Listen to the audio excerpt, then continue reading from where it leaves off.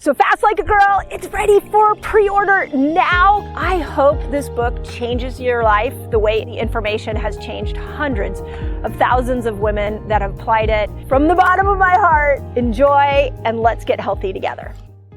Can we start with this question? And this is something that, and I'm just diving right in, this is something that I've really been thinking about, which is we're coming out of the pandemic and so many people are reorganizing their life, which is amazing. They're breaking paradigms apart, they're rethinking about things.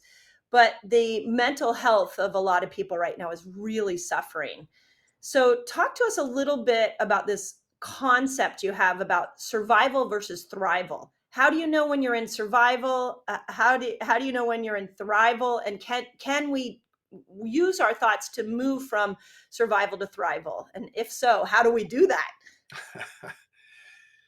Well, without being too simplistic, um, there is considered in our brain a cortical and a subcortical way of perceiving and responding. Sometimes it's called systems one thinking, and the other systems two thinking. Systems one thinking is a survival mode for emergencies, which is filled with impulses and instincts and immediate gratification to capture prey and to avoid predator.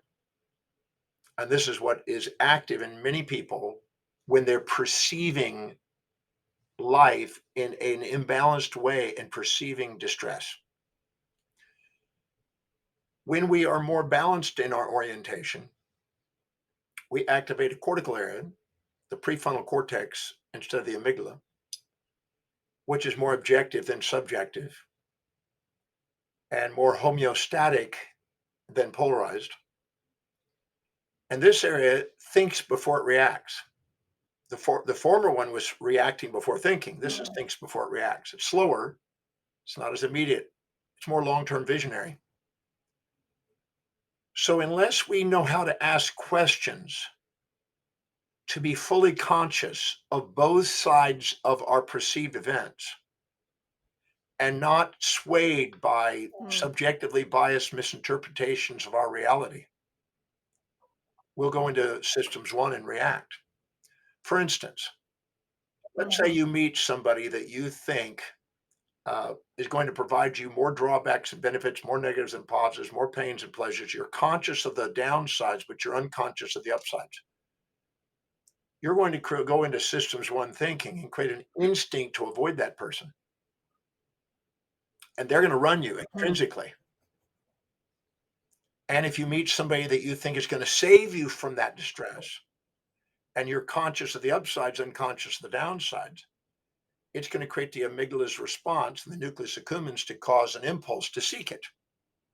And both of them are extrinsically stimulating you, and you're reacting to these misinterpretations of the reality that you've identified your life in.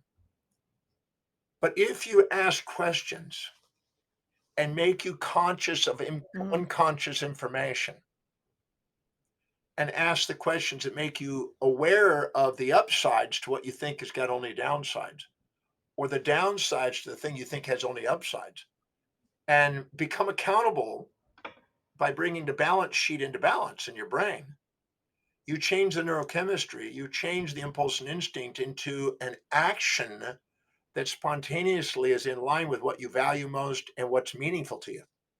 It's the mean between the polarities, as Aristotle would say. So the quality of your life is based on the quality of the questions you ask. And if you ask questions that equilibrate the mind and bring equanimity to the mind and equity between you and your perceptions of things around you, you automatically get systems two thinking and you begin to act wisely with foresight and planning and live by design instead of reaction and emergency situations. So wisdom is knowing how to ask those questions. I've spent 50 years outlining and discovering what those questions are. That's what I'm teaching in the breakthrough experience. That's what I'm trying to give in my books. Because if they have those questions, there's nothing your mortal body can experience through your senses that your immortal soul, your authentic self, can't love and can't turn into opportunity. Ultimately, everything is on the way, not in the way.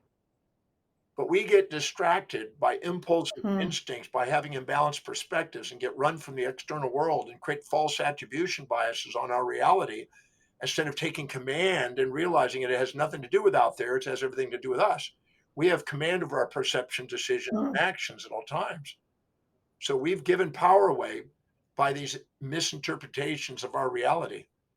And knowing how to ask the question to take command and go back into mindfulness instead of conscious, unconscious splits in our awareness, liberate us from the baggage and allow us to have fuel, and inspiration in life. So the anxieties, our Hmm. phobias, our fantasies, all that is self-induced.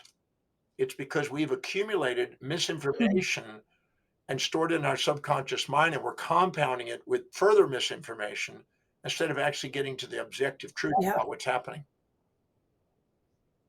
Yeah. So what happens, with when we get stuck in that amygdala, in that systems one thinking, that we have a whole history in there. So let's use the example, like we can use the example of when I was 16. A week after I got my driver's license, I was driving in the rain and a car spun out going in the opposite direction and hit my car.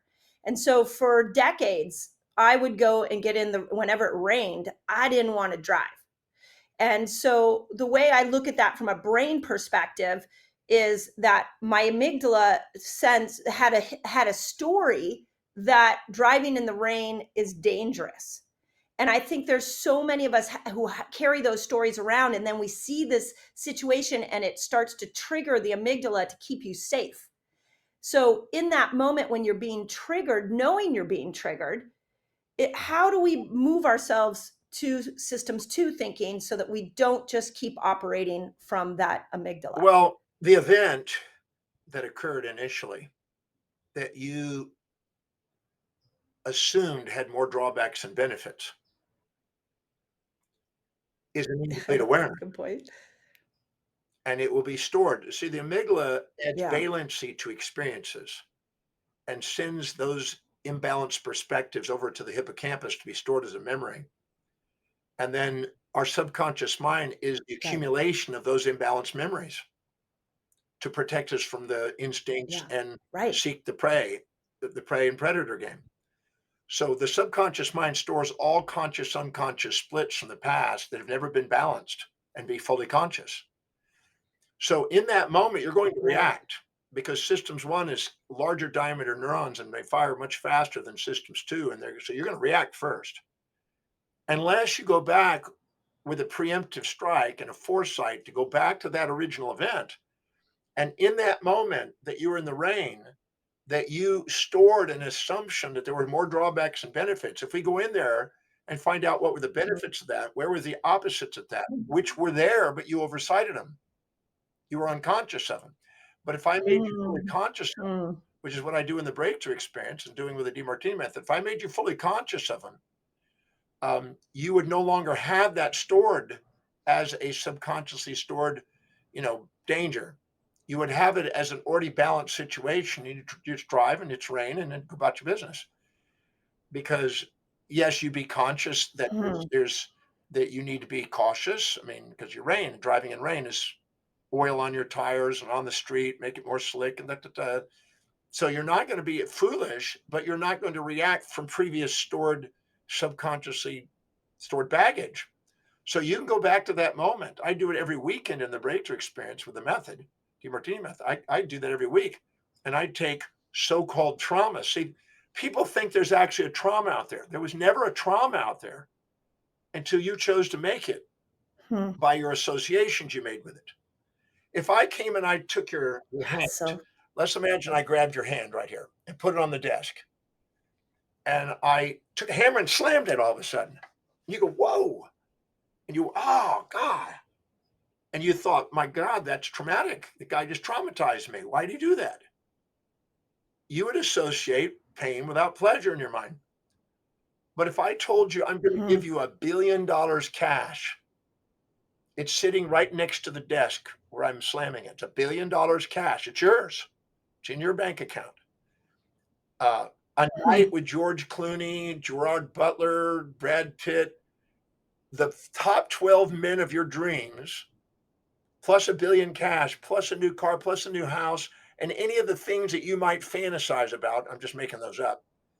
It might be somebody else. Mhm. But if I put enough advantages on there, you would actually put your thumb out there. And if I told you this would be repaired in 10 days and it's a temporary 10-day aggravation for all of that, you'd put your thumb out there and say, slam Mhm. away, baby. It wouldn't be traumatic unless you've chosen. Anaxagoras, 2,500 and something years ago, described that pain and pleasure are perceptions.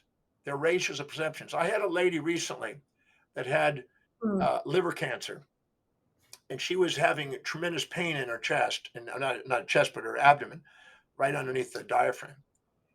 And what I did is I said I went in there and I had them describe what's the color of the pain, and she said red and black.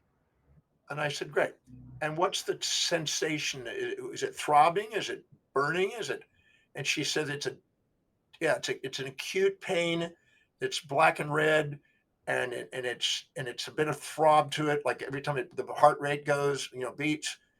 And we described the smell, the taste, the tactile, the feel, the movement. We got all the modalities and submodality distinctions on what that represented in the brain. Then I did is I took, according to Wilhelm Wundt, there's with contrast, where I took the exact contrast, just like there might be blue and yellow or purple and orange or something, contrast. I reversed colors and I took contrasting sensations. And I had her image those sensations, the complete opposite. If it was fast, I slowed it down. If it was slowed, I sped it up. And I made her create a composite image of that and held her image on that. And then I did like a particle accelerator. I slammed them together until they turn into light in their imagination. And when I got through, she couldn't feel her pain because the pain was a Hmm. representation in her brain that she'd accumulated. And it's not anything but as John Bonica said, pain is a private sensation of hurt. And it's based on the associations we make and the fibers that are stimulated.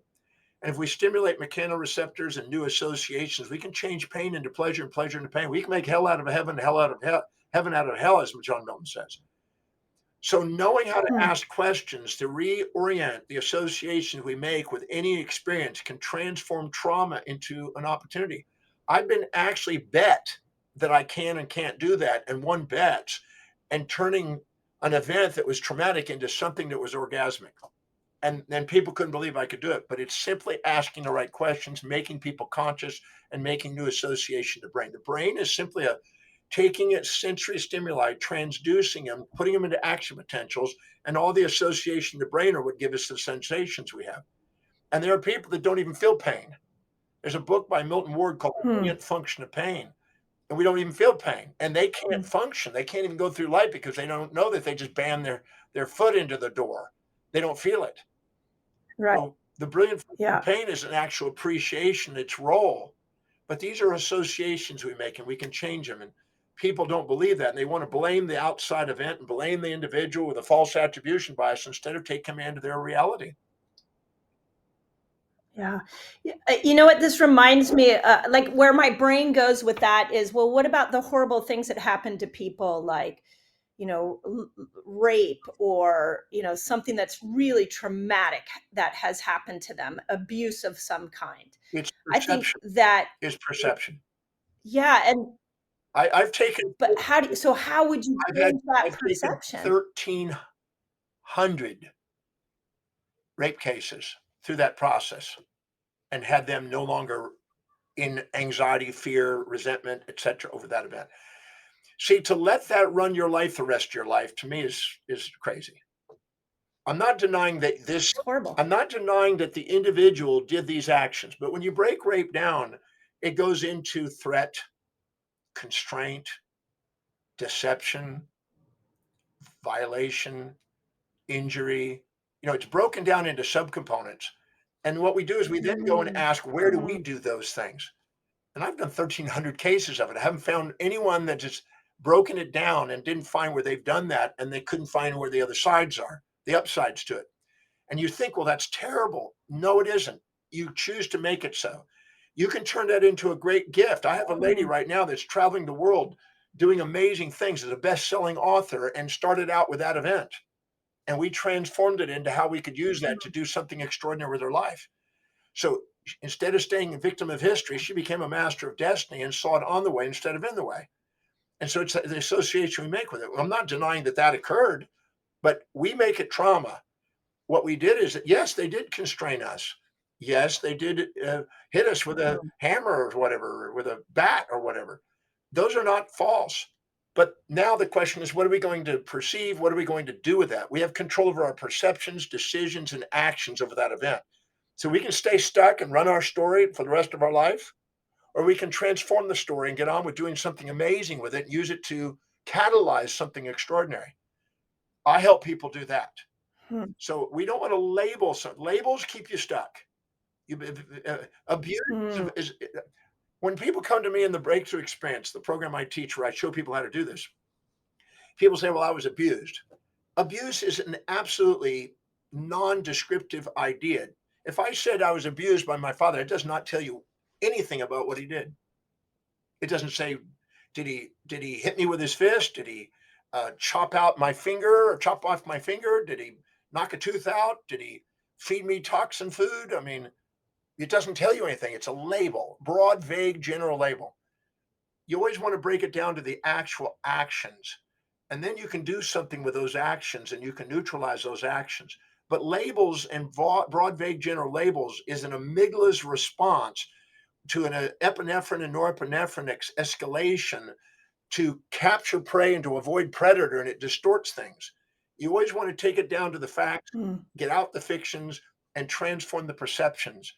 And there's nothing the mortal body can experience that the authentic self and mortal soul can't transcend and turn into opportunity. So I don't start with the idea that this is a terrible event. I said it's an event. Now let's find out how we can use it. And so some of the things that drive the amygdala and get the amygdala talking are not as linear or tangible as an event like we're talking about, like a abuse event. Sometimes we have a nervous system that's just been trained to be hyperactive and always be looking for the next stressor because we've had a lot of stressors. And what I've found about the amygdala is that once you're locked in that amygdala thinking, or the systems one thinking, you start thinking like the amygdala is trying to keep you safe all the time. It's scanning. So now it's like, you're not safe because of this. You're not safe because of this, because now you're operating from that place and you don't even know how you got there. Well, So you what do can. you do if it, You can. You know, when somebody says, I don't know how I got okay, there, it means they're not really taking an inventory of what step by step process compounded it. Let me give you an example. Let's say you had an okay, event in your life and your father and mother were fighting in the living room, and you're a 3-year-old or 2-year-old. No, you're a 2-year-old kid, not even 2-year-old, and you are frightened and they're screaming and yelling and stuff. And you crawl off to your room and hide under the bed and cover your ears and your eyes and put a pillow around you and suck your thumb and you hide under the bed. And you heard them and you saw them and you ran away, and now all you had is feeling you because you didn't want to see and you didn't want to hear it, so you went down and just felt it and curl up in the fetal position. Okay, then the father and the mother, they you fall asleep as an avoidance response. The parents then stop and they go to bed, and the next morning dad's at work, mom takes you to the grocery store. You go to the grocery store and you're going down an aisle, sitting in a little basket. Your mom's pushing you away. You're facing your mom. And all of a sudden, your mom's looking at items to buy. And there's a guy coming down the aisle towards her that had the same blue jeans that your father had on and the same white type of shirt that your father had on and had a brown hair and a brown beard, just like the father. And you have associations of those without even realizing it, the brain. And so now you go, oh my God, somebody's approaching mommy. And you'll do one of two things. You'll either get behind mommy and try to pull mommy away and make a scene to try to distract her, or you'll get in front of mommy and try to defend it, a fight or flight response. And you'll start making a scene. And then the guy will walk by and then you'll calm down and you went into a reaction temporarily because of those associations. Then you go around the next turn in the grocery store, and now you see a guy with blue jeans, yellow shirt, brown hair, and brown mustache. So now your brain associates white shirt or yellow shirt, blue jeans. And then you didn't even know why, but now that's associated in your brain. So now you don't quite trust white shirt, blue jean, brown haired guys because they might attack mommy, and or you might be going into fight or flight mode. And now you go down the next aisle. Now you see a guy with uh, blonde hair, blonde mustache, white shirt, blue jeans. So now you got blonde hair and brown hair and white shirt and yellow shirt with blue jeans associated. So after a while, you make secondary and tertiary and compounding of these associations. And now 50 things set off an anxiety response. Anxiety is a compounded, secondary, tertiary, quaternary, compounded association from a primary event that you chose to see a negative without a positive. And you chose to have perception of avoidance and instinct to avoid. If I go in there to that original event and I make new associations and change that whole system, that whole cascade disappears and the anxiety responses. So you don't want to just say, well, I don't know why I'm anxious. You want to narrow it down because you cannot have a feeling in the brain without content in the mind. And that content is very specific. And when people say, I don't know why I'm frightened, I don't know why I'm anxious, stop that language. Hold yourself accountable, close your eyes. Are you feeling anxious? Yes. What's the content of your mind? Yes, I'm afraid of this. You can't have fear, a feeling of fear, without content in the mind. So if I go and I isolate that and get specific instead of broad, vague generalities, I'm feeling anxious, I can take that and we can now work with that and we can neutralize that by asking different questions and making them aware of things that they oversighted. Because in that moment, there was another side that we chose not to see. We've all had events in our life that we thought were terrible. And then a day, a week, a month, a year, 5 years later, we go, wow, thank God that occurred. But we didn't take the time to have the wisdom of the ages without the aging process. And we can look right there in that moment and find the other side. That's what I do in the breakthrough experience. I show people how to transform the so-called baggage that they think they've been through and turn it into fuel of opportunity. And then it's no longer running life. The amygdala comes offline and the executive center comes back online. So what if you're not aware of what that first event was? So let's use the example of the arguing parents. Let's say you grew up in a household where the parents were constantly arguing. And so you were told to be quiet. You couldn't express any emotion or react to the arguing that was going on. So now you go into a place of stress in the amygdala, you're activating the amygdala. Now the rest of your life, anytime people are arguing, anytime anger shows up, you're now associate that with a bad thing, but you don't realize that. You move away from conflict continuously because your amygdala tells you conflict is not safe, but you don't understand why. To say you're not aware of it, not realizing it is not true. That's the story. If you believe the conscious story of people, you won't be able to transform their life. I don't pay attention to their conscious stories half the time because they got another unconscious side. Whenever you're conscious of think about a guy you met that you were infatuated with. You were conscious of all the positives, but you had an intuition. Be careful. This is too good to be true. Watch out. You had an intuition, but you didn't listen to it. And you allowed that impulse to run you. Even though your intuition was whispering, beware. Be on the lookout. So we have another side, an unconscious side, and we put the unconscious and the conscious together, we get a full story. So I don't go by just the conscious story because they've been running that story and dramatizing it, and it's malleable, and they've been making stuff up and adding to it over the years. I want them to go in that moment. Now, sometimes there's a very complex series of things that have occurred. It's cascaded into many different areas, and you're right. It's hard for them to discern what is the original piece. That's fine. We can still take a layer at a time and peel back the onion one piece at a time and clear it and go to the next layer. It'll come right back up in the next layer, the next layer. Or we can regress them and go back to the most original event. Or we can look back in the history of when did you first notice this and get closer to that event and start dissolving the events from that point on to save time. There's many ways of approaching it, but there's not one thing that can't be dissolved. Not one. Every one of the people that have come and said, well, I've got this thing and everything else, they want to run their story. They want to dramatize it. Stop the story, stop the drama. Let's now methodically go through and follow a process and clear it. And I guarantee it's clearable.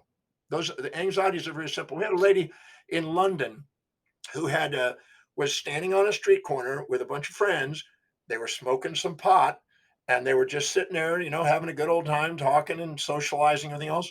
A car pulls up, comes right up to the curb, right where they're standing, and says, "Hey, can you give me instructions?" And so she walked over there and started giving this group of people in a car instructions. They grabbed her and tried to pull her in the car. A man went and grabbed her by the legs and tried to hold her and was dragged down the street. Finally, they let her go and drove off. So she was in shock and in a post-traumatic stress and wasn't able to sleep at night, was having anxiety, and they put her on meds and all this other crazy stuff. I went in there, I spent 2 hours with her.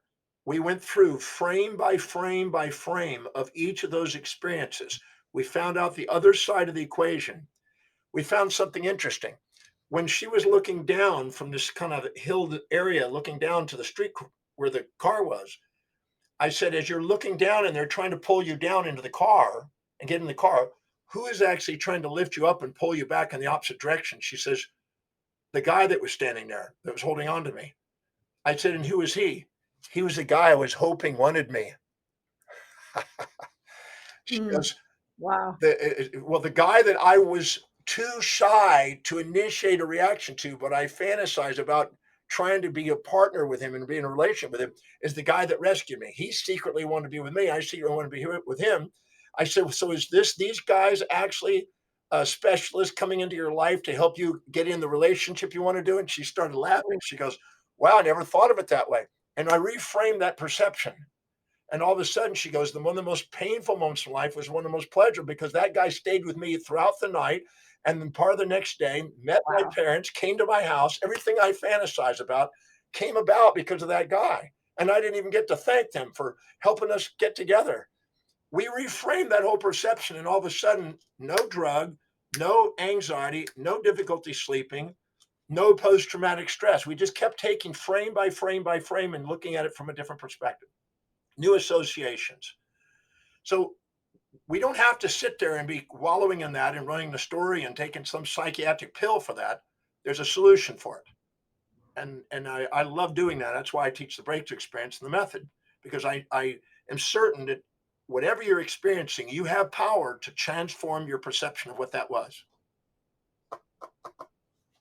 Yeah, profound. So if I'm going about my day and something triggers me and now I'm in an anxious state, is there a question I can ask myself to understand what the content Yeah. is of that anxiety? Stop the story you're in and just quit saying I'm anxious. It's not going to get you anywhere. It doesn't accomplish anything. But what you can do is go, okay, what Okay. exactly is the content of my mind at this moment? And write it down. What is the content of my mind? I am afraid. Anxiety or fear is an assumption you're about to experience more pain than pleasure, more loss than gain, more negative than positive in the near or far future that you're perceiving is about to occur. So, what is that? You can identify what it is. I have no problem getting that out of people when they just stop and get present. If they get present, they can answer that question. Once we identify that, now we can break the fantasy of, if it didn't happen, life would be happier.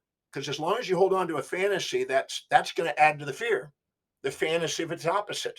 Right. So I come up and break the fantasy and I look at, okay, if it was to happen, how do we use that to our advantage? And we neutralize it.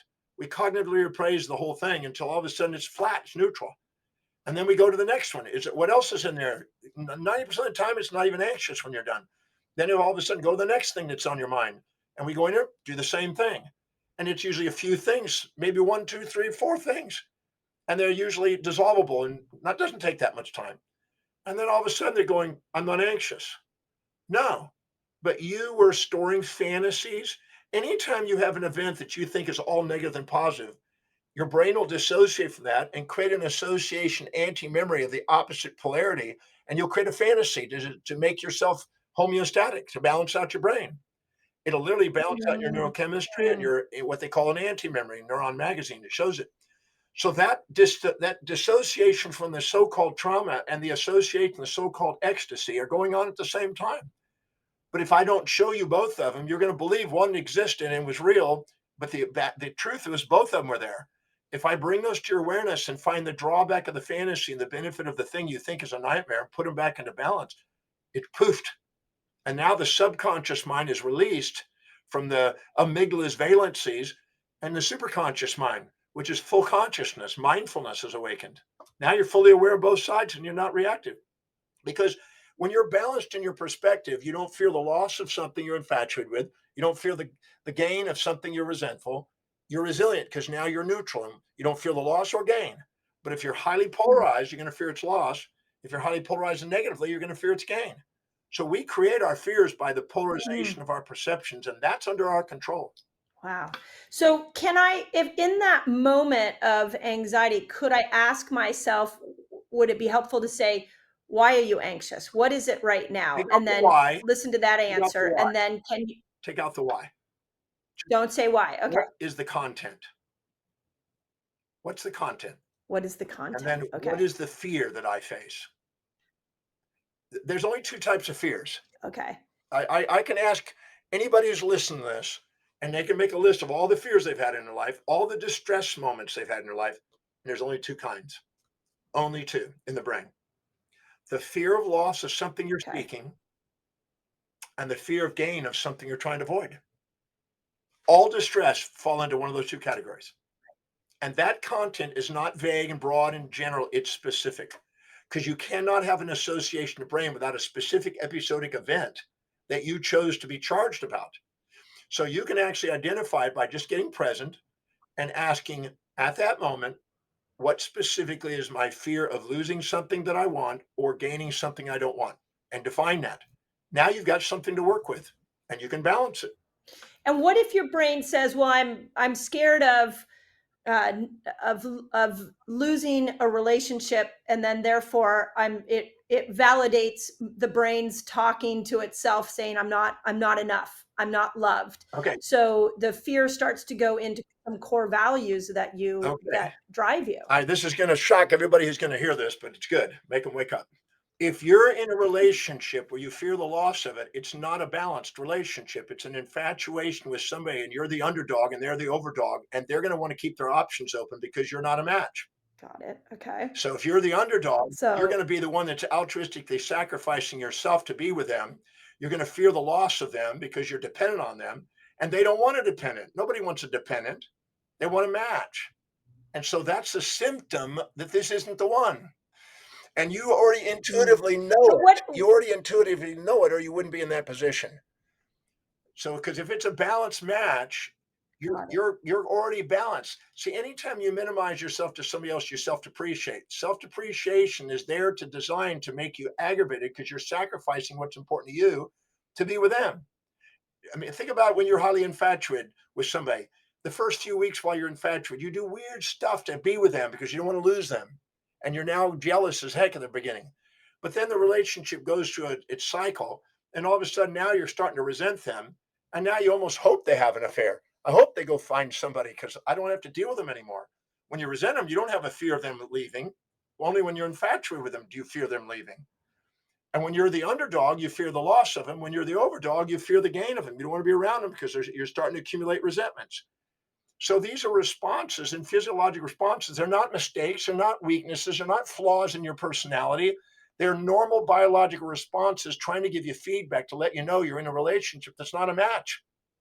A perfectly balanced relationship has a nice bantering, and you're not sitting there. You have confidence in yourself, and you also have confidence in them, and there's a nice banter. But if you're the underdog, you're going to fear their loss. If you're the overdog, you're going to fear their gain. The overdog always wants to keep options open. The underdog always wants monogamy and wants to hold on to them. They smother them. The overdog wants another to keep an option because they know they're not with somebody who's a match. Nature's trying to get us to find a match and allow us to be authentic and be able to be with them. When we're the overdog, we're afraid to be too nice to them. We don't want to mislead them. When we're the underdog, we're afraid to be mean to them. We don't want to lose them. We're not being authentic. But when we actually have a match, we can actually be ourselves. And we can praise and reprimand equally. And we have a dialogue and communication. That's what you're looking for. If you lose the other one, it's to your advantage. That wasn't the one. So is that when you go into a place of fear of loss or fear of not being loved? I mean, because this shows up in more than just relationships. I mean, not enough shows up a lot for especially women. It's designed to. What I mean, It's designed to.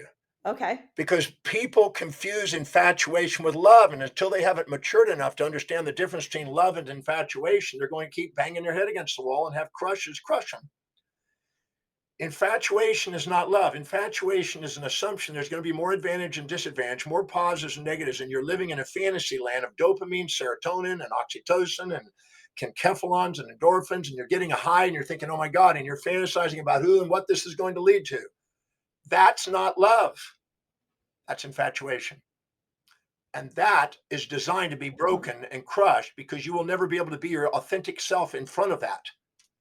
When you're infatuated, you lose yourself and you eventually build enough resentment to get yourself back because you can't be yourself around them. So you want a match. A Hmm. quality match is an authentic state where you embrace the positives and negatives equally in them. You like and dislike. You understand that the very trait you admire also has downsides. They're very intellectual, but they argue. They're very hardworking, but they're a workaholic. They never see you. They're very good looking, but everybody else is wanting them. There's always a pair of opposites of things you like and dislike in people. And if you can't face that, you'll be infatuated. And infatuated relationships are transient at best, and they're there to self depreciate you, to associate pain with a false, non authentic pursuit. Hmm. So, and I'm not enough shows up. I mean, that shows up so many different places. That can show up in the workaholic that like works so much because he or she's trying to overcome the feeling of not being enough.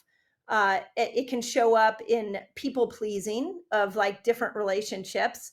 How do you? I mean, I'm not enough is a core. I don't know what, I guess I shouldn't call it a wound because you'll say that it has upside, but it drives human behavior quite dramatically. So not just in relationships. How do we overcome I'm not enough? Was that implanted in us as a child? No, no, no, no, no, no. Every human being has both. I'm better than anybody else. I'm not as good as anybody else. Anytime they meet somebody that they put on a pedestal or put them in the pit. If you're speaking in front of public and you're speaking Mhm. to a kindergarten class and you're an adult, you're probably not going to have "I'm not good enough" in front of this kindergarten class. But the second you go to meet with a class Exactly. that is PhD levels and highly advanced people, and in the field you're speaking on, and they're the people that wrote the textbooks you read, and you're now feeling, "Oh my God, they're better, greater, smarter than I am." Now you're going to think, "I'm not good enough." You are designed to self minimize, self depreciate when you exaggerate other people. You are designed to exaggerate yourself when you minimize people. That's the biological mechanism of comparison. We're not here to compare ourselves to other Mm, people. mm, We're here to compare our own actions to our own dreams. And that's the way out of that trap. But the mm, second we subordinate to somebody else and think they're smarter, they're more intelligent, they're more successful, they're more wealthy, they're more stable in their relationship, they got a more handsome or beautiful spouse, they've got more social connections, they're more physically fit or beautiful, or they're more spiritually aware. The moment we compare ourselves to people we put on a pedestal, we are designed to self depreciate as a feedback to let us know we are not pursuing our authentic path. We're trying to live in the values of others we've got on a pedestal. It's normal. It's not something you will get rid of. It's not a flaw. It's a biological mechanism as a mm, feedback to let people know that they're pursuing again inauthentic paths. They're comparing themselves to others, they're mm. comparing their actions to their own dreams, their own values. No two people have the same values. If you compare yourself to other people, Ralph Waldo Emerson said, "Envy is ignorance and imitation is suicide." We're not here to compare ourselves to others. We're not here to put people on pedestal pits. We're here to put them Yeah. in a heart. If you admire somebody or despise somebody, they represent a part of you that you're too humble or too proud to admit you have.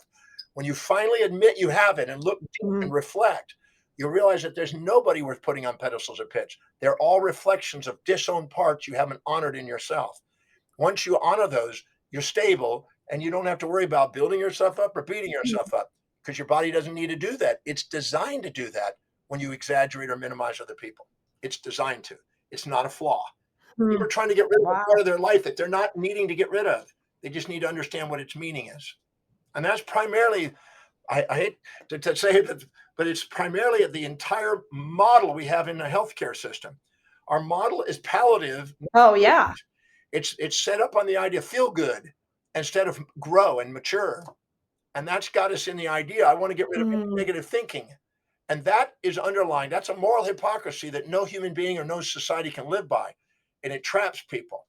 When they finally have this idea they're supposed to be one-sided individuals, supposed to be nice and never mean and kind, never cruel and positive, never negative and peaceful, never wrathful and generous, never stingy, and all these one-sided things, you're going to self-depreciate when you face the truth that you have both sides. I don't need to get rid of any part of myself. Hmm. I can love both parts. I have all those parts, and so does everyone else. But we have this fantasy, this moral hypocrisy that comes from religions and politics. You're supposed to be this way, and it's been used. It's been used as a way of governing and controlling people who are not wise enough to get past their amygdala's response, because the amygdala wants to avoid pain and seek pleasure, and it's the opium of the masses, telling people this one-sided world, which makes them easy to control. It's a manipulation, and we fall for it because we're in our amygdala and we're not learning to appreciate both sides of Right. life. So then is the idea when something perceived comes in that's negative, would it be helpful for the brain to go, yeah, this is a part of the whole experience of life. This is part of, there's ups, there's downs. And because if we're, what I hear from that is we're constantly trying to stay in happiness and safety and pain free. But if we acknowledge that there's going to be times that it's not going to be like that. So when that shows up, we go, oh, okay, this does happen. And we stop trying to get back to pleasure as quickly as possible. Does that calm the amygdala? You can't do it intellectually. You have to go in there and actually go in and balance these things out in your mind. So you can't just intellectually go, well, it's all balanced, and that's not going to accomplish anything. I mean, having an objective view on life and understand the difference between a fantasy and a real objective, which is an objective is going and looking at what are the challenges and obstacles and the possible risks that are involved in pursuing something that's meaningful and mitigating those risks and preparing for them, which then calms down the fantasy that it was once. And now you're grounded and you're now prepared for the real world. If you're in a relationship, imagine I was dating you and I said to you, okay, here's the expectation for you to date me. Here's the thing. You have to be nice, never mean, kind, never cruel, positive, never negative, happy, never sad, up, never down, peaceful, never wrathful, considerate, never inconsiderate. You have to do whatever I say and never do anything against it. Can you see how delusional I would be? Yeah. Okay, so people have that delusion, and they're So walking around with that delusion and wondering why life's not matching their fantasy. Ground yourself. If I was dating you, the truth is you have a set of priorities and values. When I do things that support those values, you'll be nice to me. When I do things that challenge those values, you're going to be mean to me. I have the accountability, if I want a response from you, to be able to communicate effectively that way. But I can't expect you to be one-sided. That's delusional. And you can't expect life to be that way or any human being to be one-sided. Life is that way, is not that way. Society is not that way. Your goals always have two sides. So people have the addiction to a monopole, one-sided things, and that undermines their power. It sets them up for fantasies. It makes their life a nightmare. And it's a hedonistic pursuit instead of eudaimonia that Aristotle was saying is much wiser, as the Stoics opened the door for. So I'm a firm believer in waking people up about objective reality instead of sitting there living fantasy lands. And religion and politics feeds that. It feeds the heaven without the hell, the happiness without the sadness, the harmony without disharmony. And look at all the ads on the TV. Take a drug and you feel great. And then at the last second, under extremely fast thing, will make your eyeballs go blind and make your cardiovascular system, will give you all the side effects from it. But it's so fast that you don't listen to that. You only hear the positive side. So we're fed fantasies. Right. Paul Dirac, the Nobel Prize winner, said that it's not that we don't know so much, we know so much that isn't so. And so my job as an educator is to educating people on objective reality, which is way more magnificent than the fantasies they're addicted to. And it leads them to a more stable life. It's as simple as that. So would it be helpful to the brain when something that's perceived that's negative and we're in an anxious state and we're running old tapes, would it be helpful based off what you just said to say to yourself, okay, there's something here for me to learn. There's something here that I can grow from, as opposed to why is this happening? I'm uncomfortable. Well, No, you have to go back through. That's a start, but that's still weak. The wisest thing to do is stop right there on the spot and ask, what is the upside to this? How is it helping me fulfill what's highest in my value? How is it helping me fulfill what I believe is my mission on earth? How's it helping me spiritually? How's it helping me intellectually? How's it helping me in my career? How's it helping me in my business and my finance? And ask and hold yourself accountable and find it. I do it every week. And then people go, well, it doesn't. Yes, it does. Look again. And at first they tell you, I can't see it. Well, then look again. And when they start looking beyond their conscious level to the unconscious, whoa, they find all kind of blessings out of these things. And then they realize, oh, and then they realize that that traumatic event wasn't even a traumatic event. It was an event. All events are neutral until somebody with a subjective bias interprets it and makes it positive or negative. There's no positive events out there or negative events out there. I mean, That's the thing that people have got you. Those are called false attribution biases and false causalities. As long as people are trapped in that, they want to blame that. As Epictetus, the Greek philosopher, said, we start out blaming others in our journey of personal development. Then we start blaming ourselves. And then we finally realize there's nothing to blame. There's something to understand and appreciate. yeah. And by the way, whatever you're I would actually say that's very whatever you're addicted to in the world, you attract its opposite to break the addiction. So if you're addicted to peace, you're going to get conflict. If you're addicted to protection, you're going to get aggression. If you're addicted to innocence, you're going to get the perpetrator. Nature is trying to give what Heraclitus said 5,000 years ago. 2,500 years ago, that there's always a pair of opposites and there's a unification and a quantum entangled relationship between these pair of opposites. When you know how to ask the right question, you liberate yourself from the illusion of a one-sided world. wow. So if you're addicted to praise or you're addicted to pleasing people, then what I hear from that is you're going to keep getting scenarios where people are unhappy to balance out your addiction to praise. Well, the addiction to praise puffs you up. And whenever you're arrogant, that's inauthentic. So nature brings in something, pride before the fall. And when you're arrogant, you tend to project your values onto people, which challenge other people, which means you're challenging their values, and you're arrogant, which draws in criticism to bring you back down. That's why the addiction to praise will draw in criticism to bring you back into homeostasis. Criticism is not a terrible thing. We've made this crazy thing because of positive thinking movement. Criticism is an absolutely essential biological function in society to keep people authentic. Because when people are puffed up, arrogant, and projecting their values and expecting others to live in their values and challenging other people, they're going to attract criticism. If I walk in a room, let's say I'm about to go and do a speech, and I walk into a room, and somebody says, oh, Dr. Demartini, I love your presentations, and you're so this and that, and they start praising me. If I go in there and I humble myself below where they put me, they'll keep lifting me up. If I just go, thank you, talk to my girlfriend, she has a different view, and you just act really humble. You go below where they think you are, they'll keep praising you, guarantee it. But if you walk in and they go, well, Dr. Demartini, you're amazing or something, and then you go, you have no idea how amazing I am. I am more amazing than you, mere mortal, can comprehend. I am the most amazing individual. If I go and put myself up above and start acting arrogant, they'll go, they'll start cutting me down and criticizing me right off the bat. Because society is designed to assist people in being what they call authentic. We have what is called heterotelic feedback from our society in order to guide us back into authenticity. And when we finally realize that whatever's going around us is trying to get us back into authenticity, we're not sitting there addicted to praise and frightened of reprimand. But the more we're addicted to praise, the more frightened we are of reprimand. Whatever we get philic about, we get phobic about its opposite. And whatever we get phobic about, we create dissociations and philias and fantasies of the opposite. Nature always has a pair of opposites like a magnet. You can't cut a magnet and get one-sided magnets. Yeah. I remember hearing you years ago. I mean, this is like decades ago, saying that if you've had a really good day and you're jazzed about this really good day, then a really bad day, this is the way I heard it, was a really bad day is going to happen the next day because the body's always balancing itself out, or the mind is always balancing itself out. No. So is the goal to stay neutral? No. That's not what it is. If you're having a day that you think is all up, you're blind to the downsides. If you're having a day that's all down, you're blind to the upsides. There is no good or bad day out there. There's just a day. It's just the same 24 hours going on. We're going around the thing.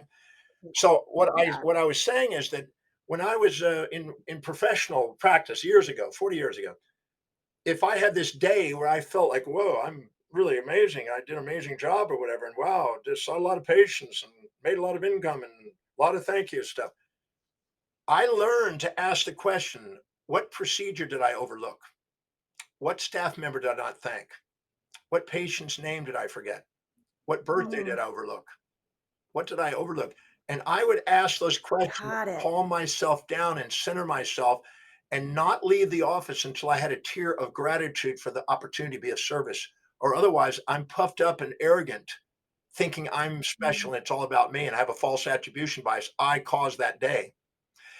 If I have a down day, and by the way, when I come home mm, arrogant, I get nailed at home and I don't sleep very well because the spouse, the mm, purpose of marriage is not mm, happiness.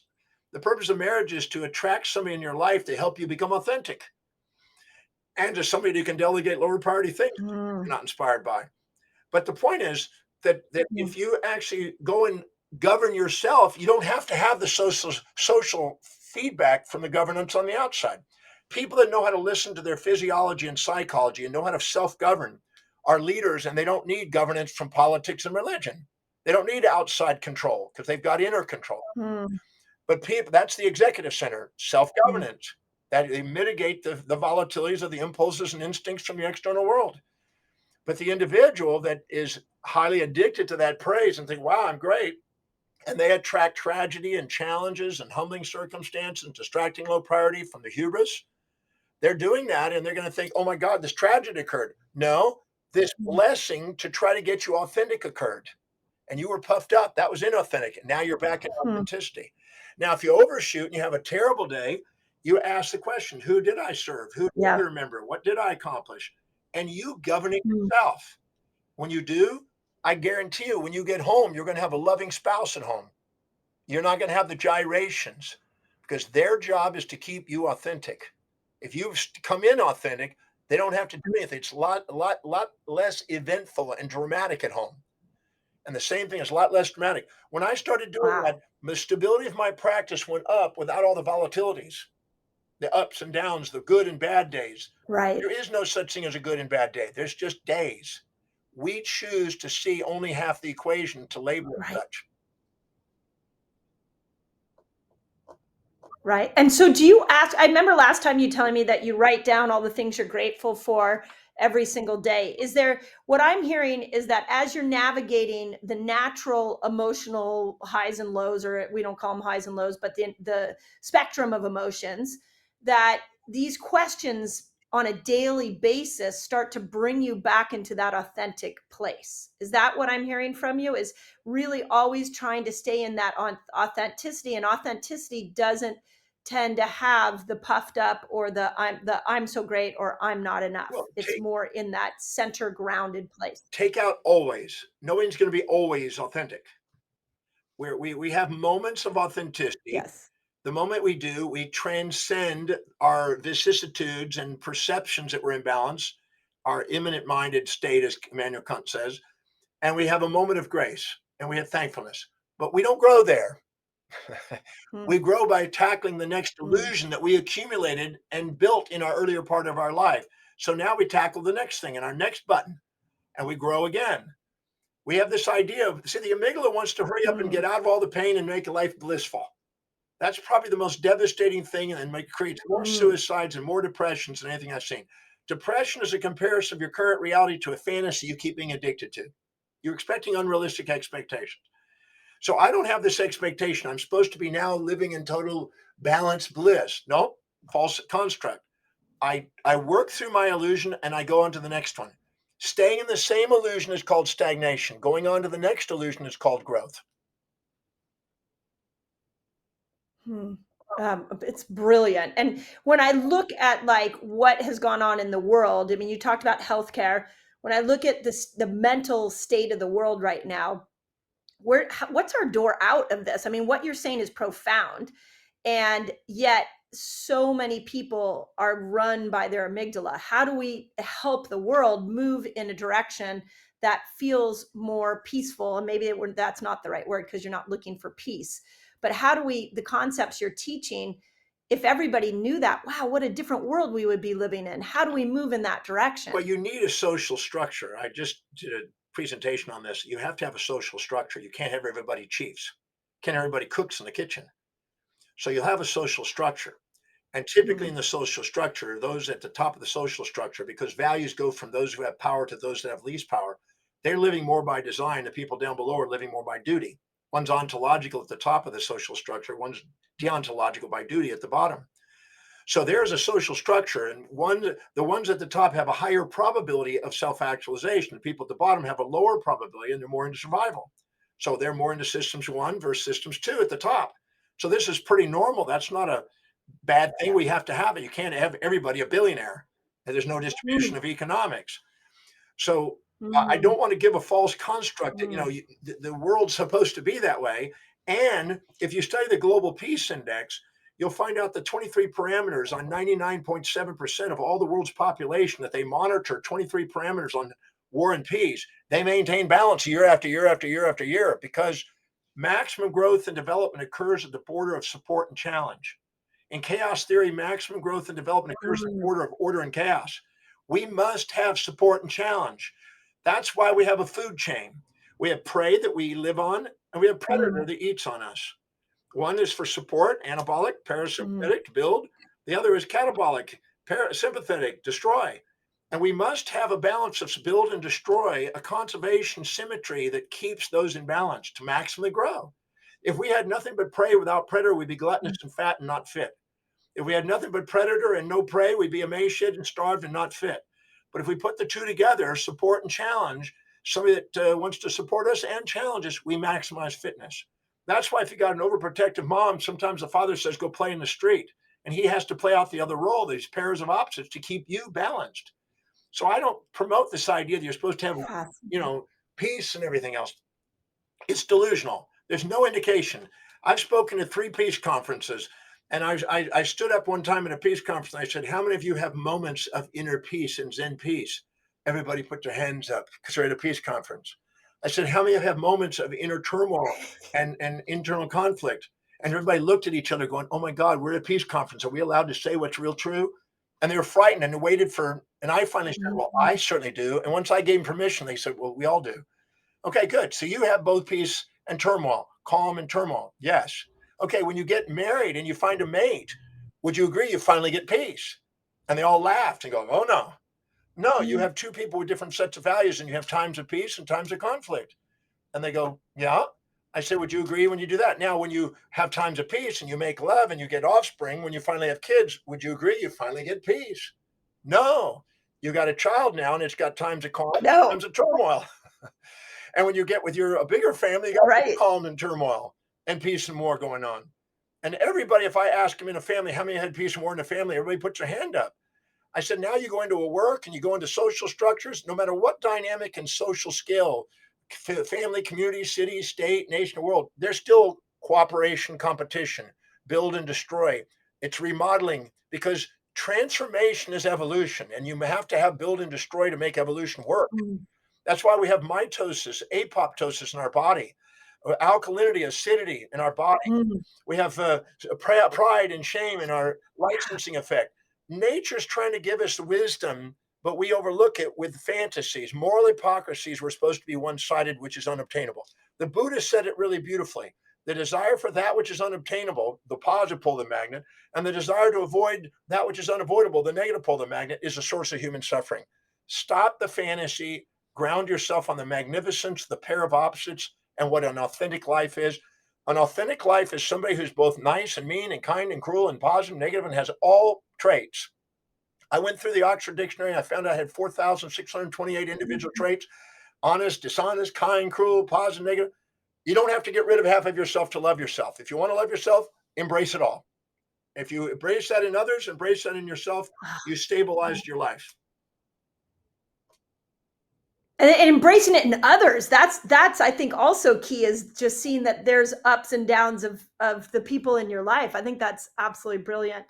I could talk to you. My Go girlfriend, ahead. uh, she has times when she wants to hug and times when she wants to slug. That's normal. That's perfectly normal. Yeah. That's Oh why my we got, gosh, I think that's why we got I more love padding that. on our ass than we do on our shoulders.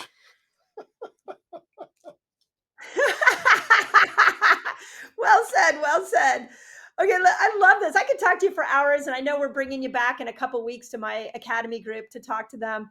But let me finish up with this thought. I always ask everybody this year. My podcast has really represented gratitude. I know you have a gratitude practice. I feel like I've heard it before, but share with us your daily gratitude practice. It may be an hourly gratitude practice. I'm thinking from you, but what do you do to foster gratitude I'll in your be life? brief because I'm on another podcast 2 minutes ago. Need to get on the next. Yeah. Uh, I every day stop and just ask, what is it that I had the opportunity to do? And whatever I had the opportunity to Mm, do, I document it. What did I learn? What did I experience? Who did I get to mm. be with? Who did I get to do it? I constantly document that on a daily basis. That's why I try to teach people that Ah, because it liberates them from a lot of baggage in their life. I want to thank you for having me on your amazing. show. Well, Thank you. thank you. Pardon me for having. Oh, thank you.